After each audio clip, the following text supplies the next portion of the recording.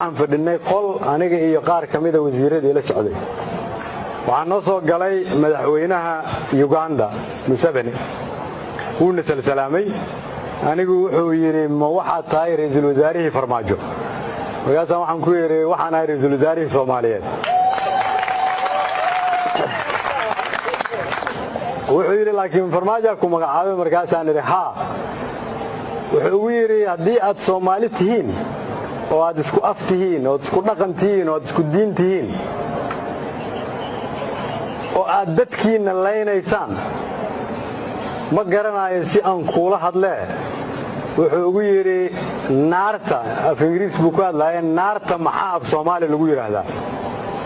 marka wasiiradii la fadhiyay qaar kamid ah qaarna waxay yiraahdeen naar qaarna waxay yiraahdeen jahannama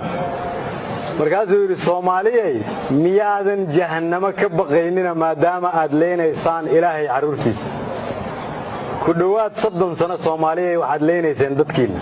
miyaanad Ilaahay ka baqaynina inuu idin ciqaabo waa qof aan muslim ahayn oo madaxweyne wadan weyn ka ah ayaa sidaa yiri anigoo ka xun ayaan wasiirada qaar kood iyo anigu maalinta ku xigtay waxaan la kulanay madaxweynaha Suudaan markuu na salaamay uu na soo dhaweeyay ayuu yiri Soomaaliyeey waxa tiin isku af iyo isku dhaqan iyo isku diin Ilaahayna wuxuu idin siiyay khayraad badan iyo dal aad u qurux badan maxaa idin ku dhacay marka ilaa wax looga jawaabo ma hayna intaan aamusnay dadkeenii meesha fadhiyay oo wasiiray aniga iyo taliyaha nabad sugidda ila socday markaasuu su'aashii isaga nooga jawaabay markaasuu yiri anaa garanaayo waxa idin ku dhacay shaydaan baa madaxa idin ka galay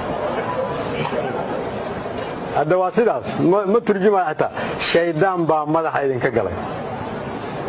horta koow annagu waxaan isu haysanaa inaan ka kala nimid gobollo kala duwan oo ku yaala dalka Soomaaliya gudihiisa waxaan isu haysanaa inaan nahay qabiilo kala duwan